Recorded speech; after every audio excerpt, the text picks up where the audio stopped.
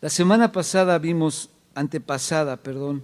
el tema fue, estamos en este tema de lo que el amor que Dios aborrece. La semana antepasada vimos que el amor que Dios aborrece es el amor que usted y yo podemos expresar o podemos sentir o podemos ver en cuanto al mundo. Dios no quiere que usted y yo amemos al mundo. Y decíamos que no quiere que lo amemos por lo que el mundo es. Amén. Dijimos que el mundo se puede definir de tres formas. El mundo físico, que es el globo terráqueo, la tierra. El mundo en cuanto a las personas que habitan ahí, la humanidad. Pero la palabra que está utilizando el apóstol Juan en cuanto al mundo se hace referencia al mundo espiritual. Y dijimos que el mundo espiritual es un sistema de valores y de conductas operadas en contra o que están en contra de la palabra de Dios. Ese es el mundo. Por lo tanto, Dios no quiere que usted y yo amemos el mundo. El mundo es un sistema que opera en contra de la palabra de Dios. Amén. Y bueno, hoy vamos a ver el segundo punto de esta tema. Y usted y yo no tenemos que amar al mundo, no solamente por lo que el mundo es totalmente opuesto a Dios, sino también por todo lo que el mundo nos hace. Dígalo, por todo lo que el mundo me hace. Y decía el versículo 15, en su inicio, el versículo 15 del capítulo 2 de primera de Juan, si alguno ama al mundo, el amor del Padre no está en él. Amén. Y mire, amar al mundo tiene que ver con la mundanalidad. Y la mundanalidad, es decir, es esa inclinación hacia las cosas del mundo, no es tanto un asunto de actividad, sino de actitud. Es decir, hay muchas personas que nos decimos cristianos, que podemos mantenernos alejados de las cosas del mundo, no practicamos las cosas del mundo, pero de alguna manera en nuestro corazón hay mucha mundanalidad, porque no es precisamente mundano o pagano o pecador el que hace cosas allá afuera que son vistosas. Jesús inclusive dijo: ustedes han escuchado, no hagas esto y no hagas aquello, pero yo les digo que cualquiera que lo haga en su mente ya cometió tal pecado. Jesús dijo: ustedes han escuchado, no matarás, mas yo les digo, cualquiera que aborrece a su hermano ya cometió homicidio. La mundanalidad no tiene que ver con las cosas que se hacen en el mundo, sino tiene que ver más que nada con una actitud de nuestro corazón. Algunos cristianos nos espantamos de las cosas que hacen allá afuera en el mundo. Algunos hasta en algunas ocasiones hacemos burlas de ellos. Pero algunas cosas usted y yo estamos haciendo acá, que la verdad son exactamente iguales que las que hace el mundo. Pecado es pecado. Amén. Lo querramos embetunar como lo querramos embetunar, pecado es pecado. Hay gente que dice: bueno, pero yo no soy como esos, yo no fumo, yo no tomo, no me drogo, no esto, no lo otro, pero haces otras cosas que muestran que en tu corazón no está correcto para con Dios. Amén. La mundanalidad no es una cuestión de actividad, sino de actitud. Amén. Si un cristiano ama el sistema del mundo y las cosas que están en él, entonces simple y sencillamente, llanamente, no ama a Dios. Amén. Mire, hay algunos cristianos que somos bien listos y tratamos de sacar lo mejor del mundo, como si el mundo tuviera algo bueno, y lo mejor del cristianismo. Y entonces hacemos lo que en teología llamamos un sincretismo religioso. O sea, combinamos una cosa y otra, y hacemos nuestra propia ideología, nuestra propia filosofía o nuestra propia religión. Y entonces cuando nos conviene nos hacemos del mundo y cuando nos conviene nos hacemos de Dios. El pastor Willy una vez lo ilustró muy perfectamente. Dijo, algunos cristianos de lunes a viernes somos el 1000 máscaras, el sábado somos el Blue Demon y el domingo somos el santo. Algunos cristianos somos así, tristemente. Algunos tenemos un pie en el mundo y otro pie en el cristianismo. Y sabe, ya nuestro andar no está bien. Amén. Si nosotros amamos al mundo y las cosas que están en el mundo, entonces el amor, no tenemos un amor para con Dios Padre. Jesús dijo, cualquiera que quiera servir a dos amos va a fallar. No puedes amar a uno y amar al otro al mismo tiempo. No puedes servir a uno y servir al otro al mismo tiempo. Defínete.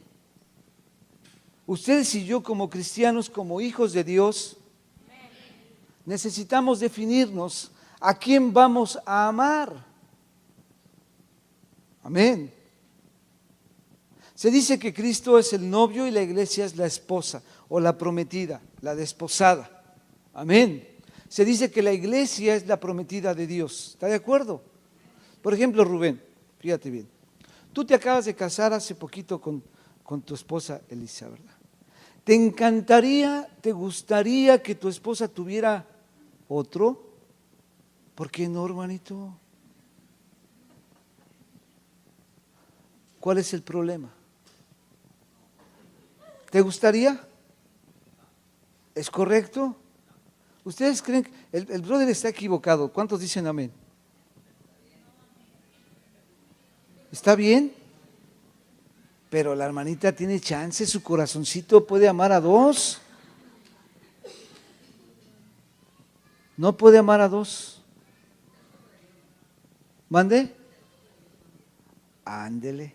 Ante los ojos de Dios y ante los ojos de nadie. Esa es una aberración.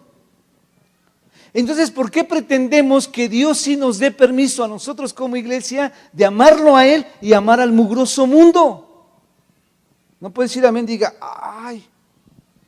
Porque usted y yo pretendemos que Dios nos dé permiso de amarlo a Él, pero también amar al mundo.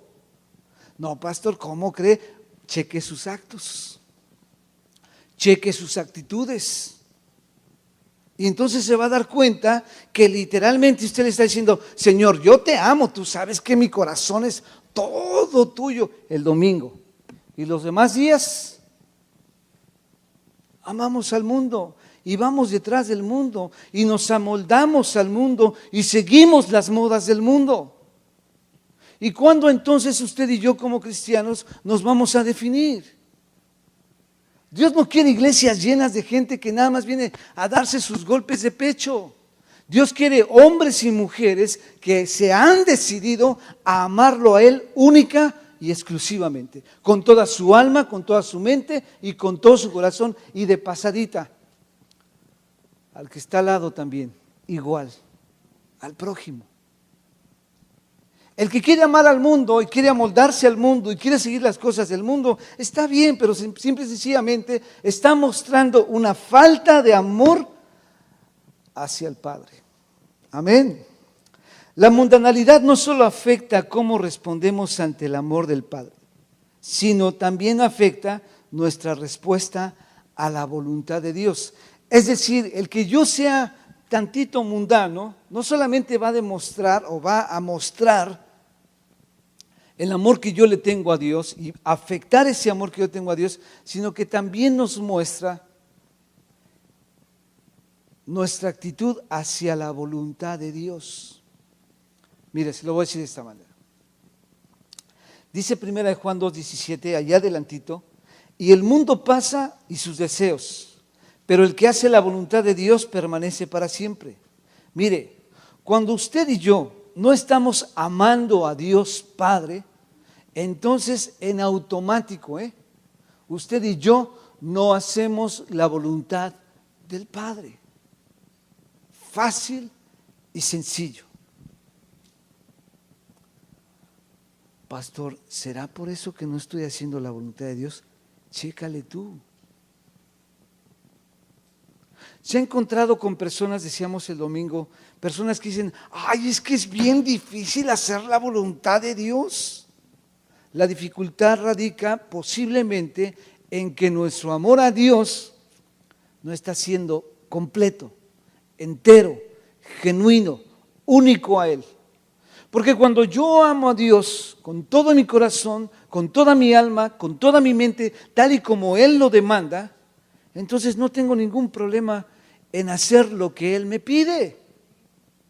Cuando Dios me dice, brinca, yo le digo, ¿cuántos metros quieres que brinque? Cuando hay un amor genuino de mi parte para con Dios, hago aún aquello que no me gusta, que no me agrada. Porque lo estoy haciendo y al hacerlo estoy agradando al ser que más amo. Mire, algún esposo alguna vez ha tenido que hacer algunas cosas para mostrarle el amor a la señora. ¿Verdad, Rubén? Digo, va la de regreso, brother. Aquí somos muy ecuánimes, ¿eh? Algunas veces los esposos, las esposas han tenido que disculpar, hacerse de la vista gorda.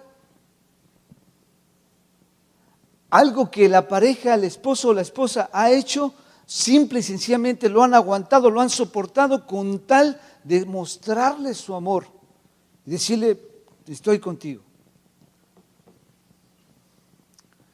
Mire, cuando uno se casa, regularmente cuando uno se casa, recién casado, a uno lo tratan como Dios. ¿Verdad que sí? Puras ofrendas quemadas nos dan de comer. Ay, ¿qué es esto, mi amor? Es un platillo que me enseñó mi mamá, una receta de la familia. Ay, ay, ay. Y usted se lo come. ¿Cuándo se ha pasado algo así? A ver, levante su manita. Fíjese, no levanta la mano por amor a la señora que está al lado. ¿Se da cuenta? Aguantamos, soportamos, pasamos por altos muchas cosas, tanto unos con otros, con tal de dejarle claro que lo amamos, que lo apreciamos, que lo valoramos. Amén. Porque así es el amor. Cuando uno ama a Dios con todo su corazón, no tiene ningún reparo para hacer la voluntad de Dios. Te guste o no te guste, lo creas o no lo creas, lo sientas o no lo sientas. Amén.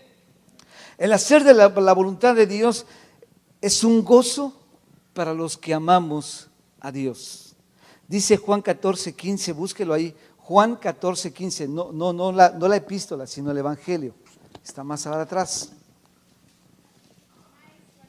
Mi Biblia dice, si me amáis, si te parece, si lo sientes, guarda mis mandamientos. No dice así la tuya. La de ustedes no dice como la mía. No, la de ustedes está mala. La mía dice, si me amas, si te parece, si lo crees, si lo sientes, guarda mis mandamientos. Eso dice el original griego. ¿Verdad que no? ¿Verdad que no? Es muy sencillo. Si me amas, obedéceme. No hay más. No hay vuelta de hoja. No estamos descubriendo el hilo negro ahorita.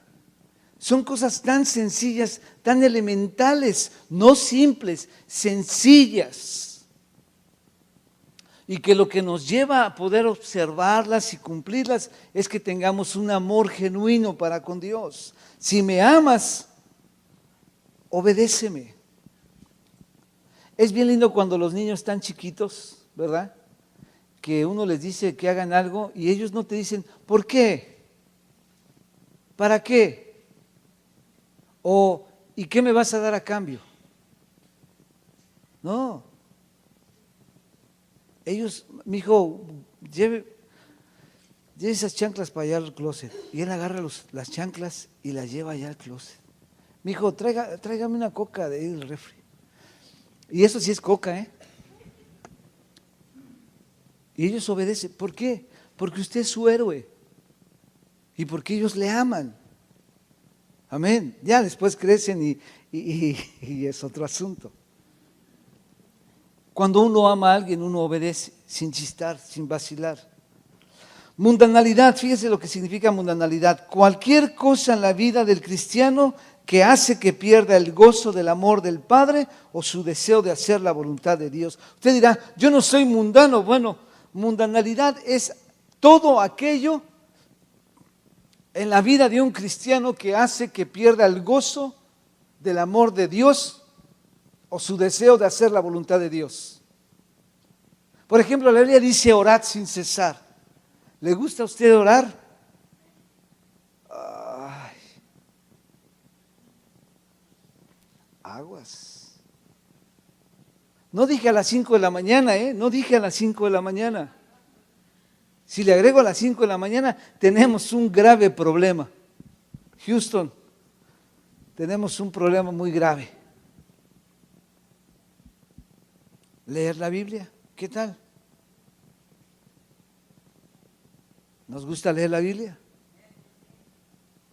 Ay, cosas tan sencillas nos deben de hacer medir cómo está nuestro amor para con Dios. Si usted esta noche se da cuenta que no está muy bien, bueno, es un tiempo para que usted reflexione, ajuste y retome el camino. Amén. Hay muchas cosas en este mundo que son malas. Y la palabra de Dios muy claramente las llama y las identifica como pecados. Amén. Por ejemplo, mire, no nos vamos a meter en pecados así muy gruesos para que no se agüite usted mucho. Pero robar, mentir, sentir rencor, resentimiento, todo eso es pecado. Punto. Sin embargo, hay algunas cosas en la Biblia que parece como que no están muy claras cuando nos conviene. Porque cuando estamos entendidos de la voluntad de Dios, todas las cosas están muy claras. A ver, pastor, pero ¿dónde dice en la Biblia que oír música del mundo es pecado? ¿Sabes qué? Síguete haciendo. Porque ya anteriormente le dije, no te hagas. Pero bueno, síguete haciendo. Amén. Por más que le expliques, no lo va a entender porque no está en la disposición de obedecer la palabra de Dios. Porque hay mundanalidad en su corazón y entonces le aleja del amor del Padre y le aleja de cumplir la voluntad de Dios. Entonces, ¿sabes qué? Pasa por mi casa y tengo un montonal de discos paganos que te voy a regalar. O sea, hágale el daño de una vez. No es cierto. En la Biblia hay cosas que no parecen que no están muy claras. Y algunas personas que somos muy listas nos colgamos de ellas. Y entonces tratamos de justificarnos. Pero cuando el amor de Dios realmente está en nuestro corazón y queremos agradarle a Dios, entonces todo está muy claro. A menos que usted tenga un conflicto como el que tuvo este hombre llamado Juan Calvino y Armanio. Esos sí tenían un conflicto bastante grande. Desarrollaron toda una tesis acerca de dos puntos bien diferentes en cuanto a la salvación. Uno de ellos decía que la salvación no se pierde y otro decía que la salvación sí se perdía. Y eran unos teólogos impresionantes del siglo antepasado. Nunca se pusieron de acuerdo, y cada uno de ellos tenía fundamentos y argumentos muy precisos para defender su punto de vista. Mire, ahí sí mis respetos, hermano. Pero hay unas cosas que la Biblia, aunque no las dice muy claramente, cuando el amor de Dios está en nuestro corazón, no debemos de batallar. Amén. Algunas gentes dicen, bueno, y es malo hacer esto, es malo hacer aquello, es malo lo otro. Mira, tú lo sabes perfectamente. No le busques porque vas a encontrar. ¿Sabe qué debe hacer uno en un caso así, en que tiene duda? Bueno, ¿y será bueno que yo haga esto o será malo? Mire, la mejor manera como usted puede salir de esa duda, mídalo, a través del amor de Dios. Y lo que le diga el amor de Dios, dele pa'lante. Amén. Algunas veces nosotros nos enfrascamos, por así decirlo, en las cosas del mundo que después nos es muy difícil salir de ahí. Hay una historia que cuentan de un chico que él estaba estudiando un seminario para ser un pastor y era uno de los más avanzados en su clase. Ya al final del último año de preparación, entonces ellos tenían que salir para hacer un trabajo fuera, hacer prácticas. En esos trabajos que él estaba haciendo, que iba de un lugar a otro, iglesia en otra iglesia, entonces en una de esas este chico conoció al amor de su vida. Desde que la miró quedó prendido de ella. Como dicen, ¿verdad? De ese amor a primera vista. Que no hay tal, pero bueno, ese fue un amor a primera vista. Se enamoró y empezó su relación con la chica y usted sabe cuando uno se enamora y llega a su alma gemela, pues empiezan a hacer y que le corresponden a uno, porque después hay veces que uno encuentra el alma gemela, pero uno no es la alma gemela del otro. Ese es el problema. Bueno, estos sí eran gemelos. Entonces empezaron su relación y bien bonito y hacer planes y esto y lo otro. Y sucedió que entonces las calificaciones y el rendimiento de este joven empezó a menguar considerablemente. Hasta que una de las personas de la preparación de él le llamó y le dijo, oye, pues ¿qué te está pasando? Estás casi para terminar, para graduarte, tenías los mejores grados y ahora casi de panzazo vas a salir. ¿Qué está pasando? Y entonces este chico, después de analizar la situación, fue muy honesto y dijo, ¿sabe? Es que me enamoré. O sea, no digo que el problema sea la mujer. No. Dijo, es que me enamoré. Y empecé a hacer tantos planes, tantos proyectos. Estoy tan entusiasmado por formar un matrimonio, una familia, que yo quisiera que Cristo no viniera tan pronto. ¿Sí me captó? El mayor deseo que usted y yo debemos de tener es que Cristo venga hoy. Si se cumplen sus sueños, sus anhelos, sus metas, sus objetivos o proyectos, eso X. El mayor anhelo que usted y yo debemos de tener, porque amamos a Dios con toda nuestra alma, mente y corazón, es que Cristo venga por nosotros hoy. Lo más importante para usted y para mí es que Cristo venga por nosotros. Lo demás está de más. Lo demás es mundanalidad, créalo. Ahora mire, el mundo prepara 3 clases de engaños para usted y para mí. Nos envuelve y nos hace garras. Voy a ver qué puedo abarcar de estos 3 engaños. Pero mire, dígalo conmigo. 1, los deseos de la carne. 2, los deseos de los ojos. Y 3, la vanagloria de la vida. Fíjese que dice ahí en 1 de Juan 2:16, lo leímos al principio. Léanlo conmigo en voz alta. Porque todo lo que hay en el mundo, los deseos de la carne, los deseos de los ojos y la vanagloria de la vida, no proviene del Padre, sino del mundo. Punto. Estos 3 mismos engaños fueron los que el diablo utilizó con el primer ser humano o con los primeros seres humanos en el huerto del Edén, propiamente con Eva. ¿Se acuerda usted de la historia? Bueno, vaya conmigo a Génesis capítulo 3, versículo 6. Es el primer libro de la Biblia. Génesis 3, 6. Y vio la mujer que el árbol era bueno para comer y que era agradable a los ojos y árbol codiciable para alcanzar la sabiduría. Y tomó de su fruto y comió y dio también a su marido, el cual comió así como ella. Fíjese bien, dijimos que los 3 engaños son los deseos de la carne, los deseos de los ojos y la vanagloria de la vida. Aquí hay tres expresiones en Génesis 3:6. Dice que cuando la mujer vio ese fruto, se dio cuenta que era bueno para comer. Amén. Es decir, los deseos de la carne. Amén. 2, vio la mujer que era agradable a los ojos. Amén. Ahí vemos los deseos de los ojos. Y 3, la mujer vio que era árbol codiciable para alcanzar la sabiduría, es decir, la vanagloria de la vida. Ahora mire, vamos a ver número 1, la carne. Diga conmigo, la carne. Los deseos de la carne, mis hermanos, mis hermanas, incluyen cualquier cosa que apele a la naturaleza caída del ser humano. Todo aquello que no tiene que ver con Dios. Esos son los deseos de la carne.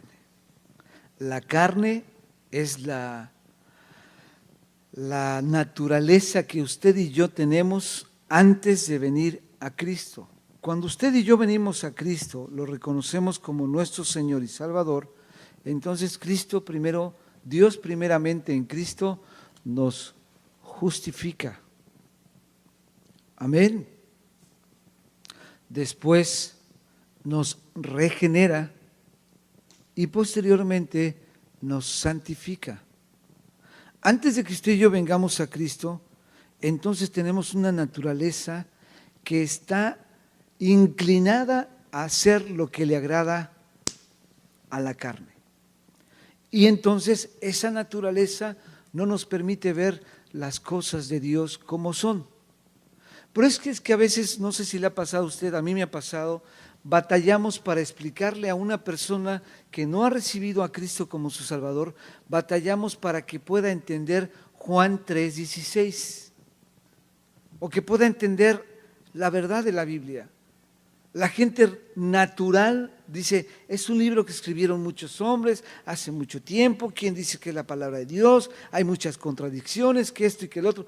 Mira, eso es porque esa persona está en su naturaleza caída, que no ha sido regenerada y que por lo tanto no puede percibir las cosas que son de Dios.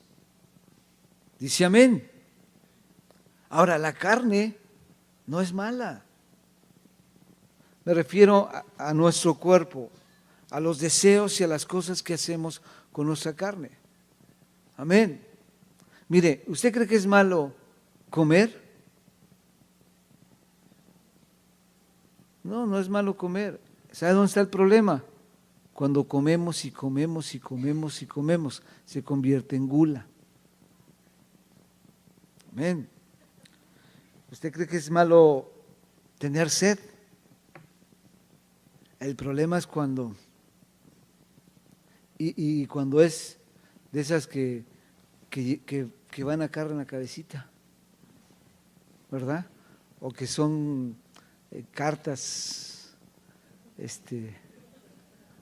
¿sí me explico?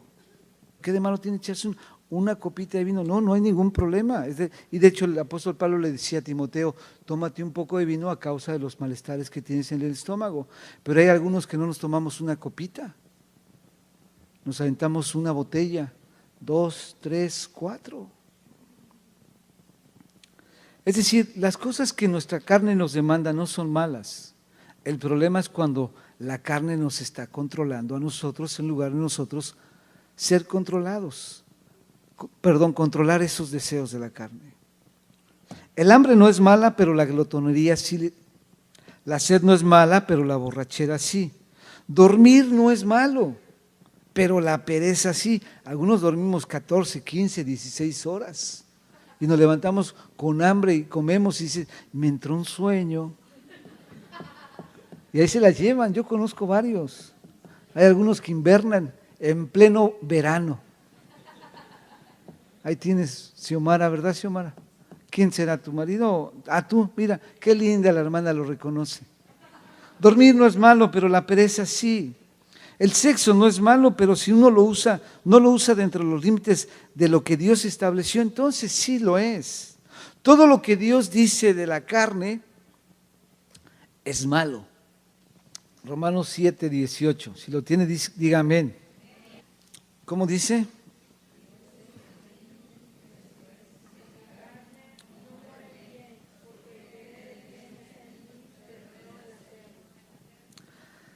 Y yo sé que en mí, esto es, en mi carne no mora el bien, porque el querer el bien está en mí, pero no el hacerlo.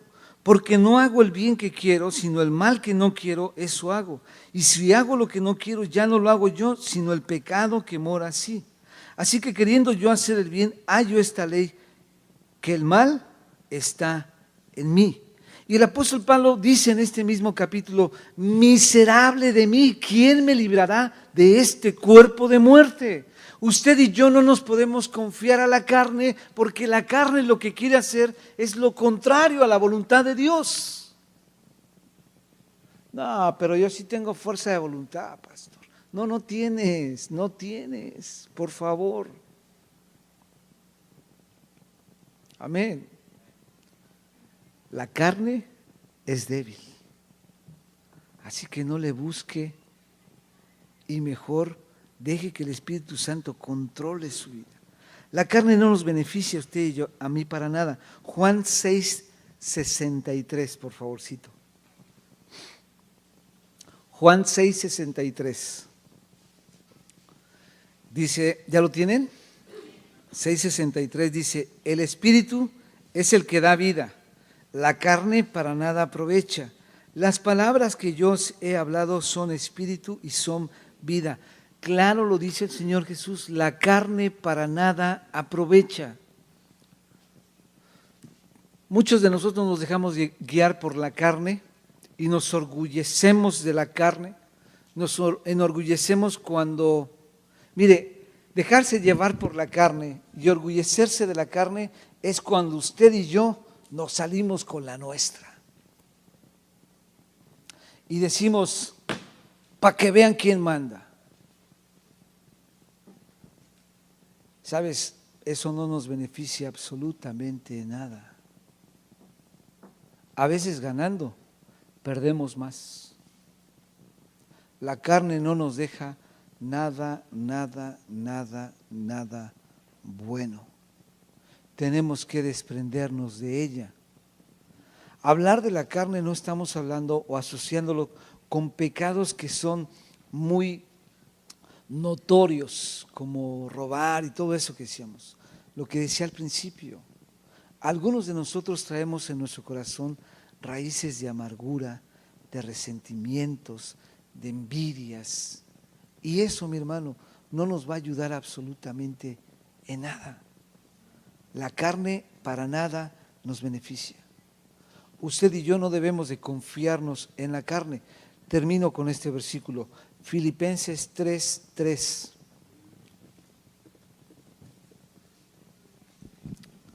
Filipenses 3:3.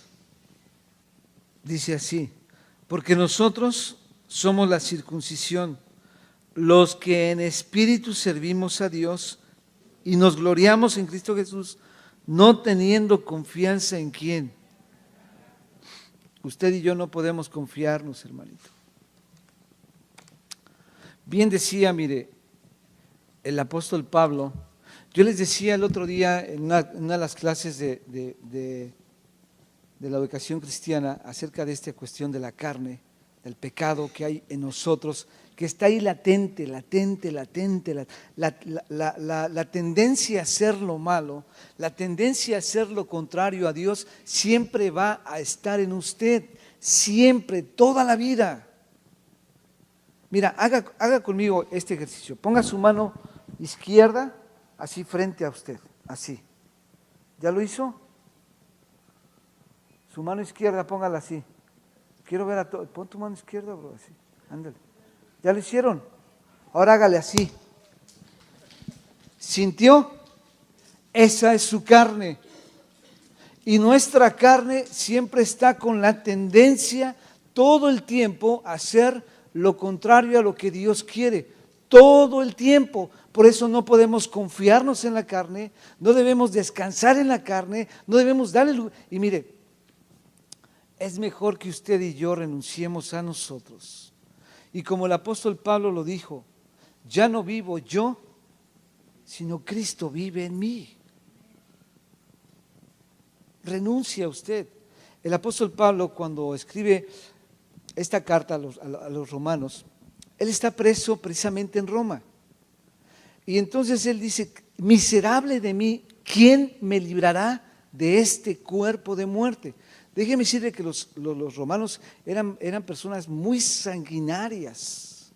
Ellos tenían maneras de cómo martirizar y castigar a los presos impresionante, mi hermano. Ellos fueron los que pusieron de moda la crucifixión.